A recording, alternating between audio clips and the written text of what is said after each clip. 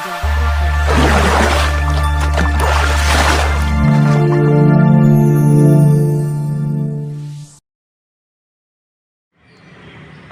warahmatullahi wabarakatuh. Halo teman-teman KC XCFEB UNESA. Kembali lagi di channel YouTube KC XCFEB UNESA.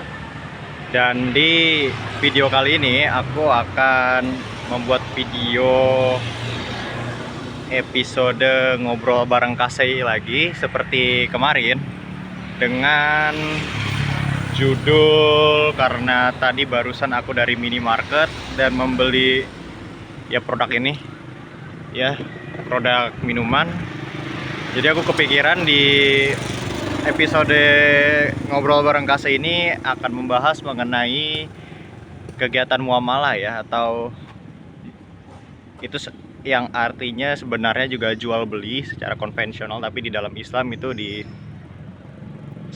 dengan muamalah. Nah, jadi bagaimana pembahasannya kita simak video yang berikut ini. Oke teman-teman, jadi sedikit ralat.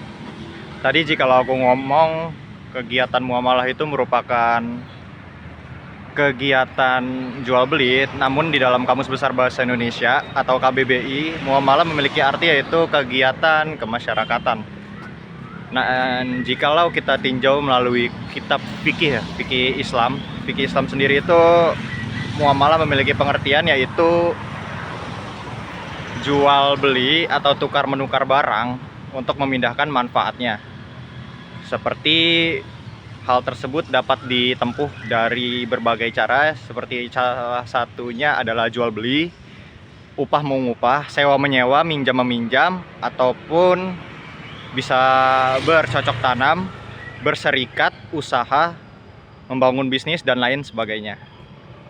Nah, dan yang selanjutnya, di dalam kegiatan muamalah itu sendiri juga memiliki aturan ya teman-teman.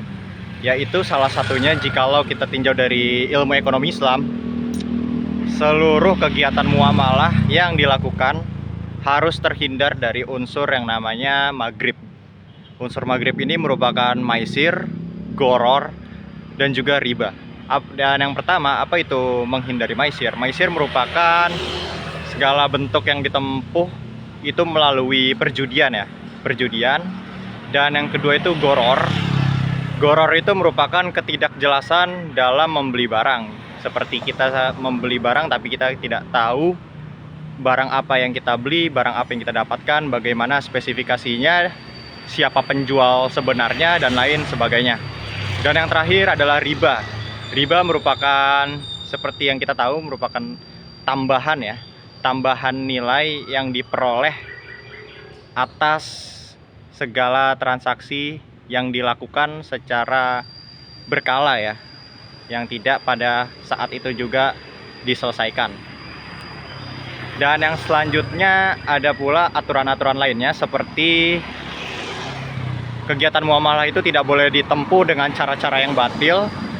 Dan yang selanjutnya, barang yang diperjualbelikan atau yang diikat di dalam kegiatan muamalah itu merupakan barang-barang halal, bukan barang-barang yang haram. Dan juga di dalam muamalah kita sendiri sebagai penjual dilarang untuk mempermainkan timbangan, takaran, dan lain sebagainya yang menimbulkan bentuk kecurangan. Dan secara umum sendiri muamalah itu terbagi menjadi 3 menurut pendapatku. Yang pertama adalah jual beli, yang kedua adalah utang piutang, dan yang ketiga adalah sewa menyewa. Selanjutnya kita bahas terlebih dahulu mengenai jual beli. Jual beli merupakan kegiatan yang biasanya juga kita lakukan di setiap harinya, yaitu kegiatan tukar menukar barang dengan nilai sebagai tolak ukur atau nilai tukar untuk barang yang ditukarkan, yang biasanya kita sebut dengan uang ya teman-teman. Nah, dalam hal ini jual beli juga memiliki landasan dasar di dalam ayat Al-Quran, yaitu Quran Surah Al-Baqarah ayat 275 yang berbunyi, A'udzubillahi minasyaitonirrajim, Bismillahirrahmanirrahim, wa ahalallahul bai'ah wa harrama riba. Yang artinya, sesungguhnya Allah telah menghalalkan jual beli dan mengharamkan riba. Terdapat pula syarat-syarat jual beli yang dilakukan. Yang pertama adalah adanya penjual dan pembeli pastinya. Barang yang ditukarkan harus ada penjual yang secara jelas dan secara sah, dan juga pembeli dan juga pembelinya tentunya. Dan yang kedua adanya ijab kabul di antara penjual dan pembeli, yang dimana penjual ridho menjual barang yang dijualkan dan pembeli pun ridho menerima kondisi barang atau kualitas barang yang diterima karena ketransparansian dari penjualnya. Dan yang ketiga adalah adanya uang dan barang. Uang merupakan nilai tukar yang dipergunakan untuk mendapatkan barang yang diperjualbelikan. Dan yang kedua, kita akan membahas mengenai utang piutang. Utang piutang sendiri memiliki pengertian memberikan harta atau benda yang dimiliki kepada seseorang dengan catatan akan dikembalikan pada waktu di masa depan yang sudah ditentukan waktu dan tanggalnya ya teman-teman.